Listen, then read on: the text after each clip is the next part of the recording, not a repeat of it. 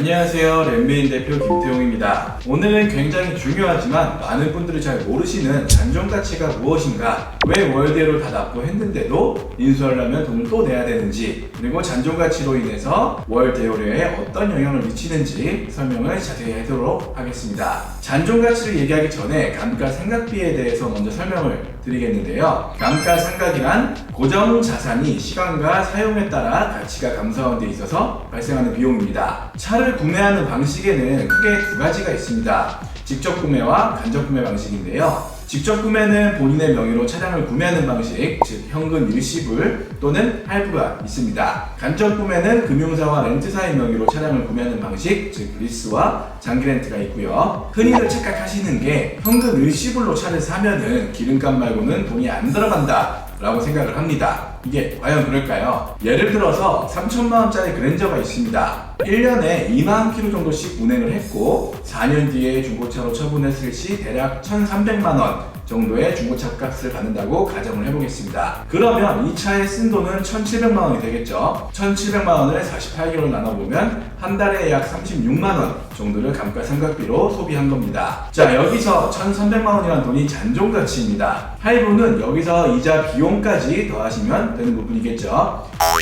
여기서 끝일까요? 차량을 직접 구매하면서 본인의 자산으로 취득한 거기 때문에 건강보험료에 대한 할증이 발생합니다. 또한 할부는 추가적으로 선수금을 뺀 나머지 차량가액이 전부 대출로 잡히기 때문에 DSR의 비율이 낮아지게 됩니다. 그러면 간접 구매 시의 잔존가치와 월 대요료의 상관관계를 본격적으로 설명해 드리겠습니다. 똑같이 3천만원짜리 그랜저가 있습니다. 똑같이 연 2만 킬로 주행거리 잡고 48개월 이용한다고 하면 이 차 역시 4년 뒤에 중고차 값은 1,300만원이겠죠. 고객님은 동일하게 월 36만원의 감가상각비를 내시게 됩니다. 직접 구매 방식은 차값을 내고 나중에 중고차를 처분할 때 감가 비용만큼 마이너스를 하는 구조고요. 간접 구매 방식은 매달 감가상각비를 지불하는 방식입니다. 따라서 인수까지 한다고 가정했을 때 가격적으로 볼 때는 어떤 방식이 더 저렴하다라고 볼 수는 없고요. 다만 장기 렌트 회사에서는 프로모션이나 특판 차량 같은 경우에는 확실히 할부보다는 저렴하게 구매하실 수 있습니다. 렌터카라서 저렴한 게 아니고 프로모션 조건에 따라 저렴하게 구매하실 수도 있는 겁니다. 반대로 할부 구매가 더 저렴한 경우도 있겠죠. 그렇다면 렌터카나 리스의 경우 잔존가가 높을수록 유리할까요? 아니면 낮을수록 유리할까요? 처음 렌터카나 리스를 알아보시는 경우 왜 그런지 모르겠지만 인수에 집착을 하는 경우가 굉장히 많습니다. 물론 지금 차를 살 때는 인수까지 생각을 해서 한 7, 8년은 타야지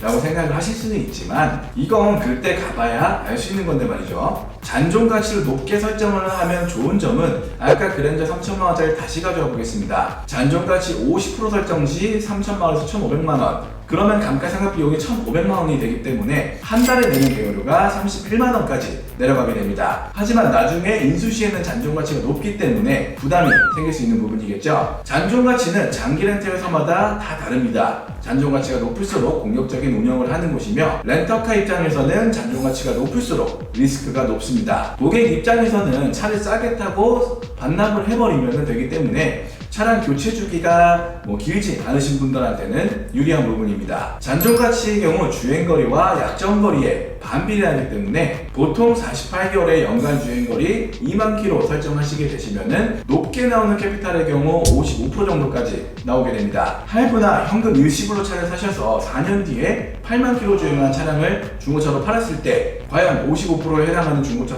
값을 받을 수 있을까요? 차를 한 번이라도 처분해 보신 분들은 바로 이해가 되실 것 같습니다. 이렇게 생각해 보시면 답은 간단합니다. 또한 나의 명의로 차량이 등록된 것이 아니기 때문에 자산으로 잡히지 않으며 따라서 위에서 언급했던 건보료 할증이 없습니다. 렌트의 경우는 간단하게 조금 비싼 정수기를 렌트했다 라고 생각하시면 될 것 같습니다. 고객님의 금융 기록에 아무런 흔적도 남지 않기 때문에 은행에 대출하러 갔는데 정수기 렌트하고 있는 게 금융 기록에 뜨진 않잖아요. 최대한 쉽게 이해시켜 드리려고 했는데 영상이 좀 길어진 것 같습니다.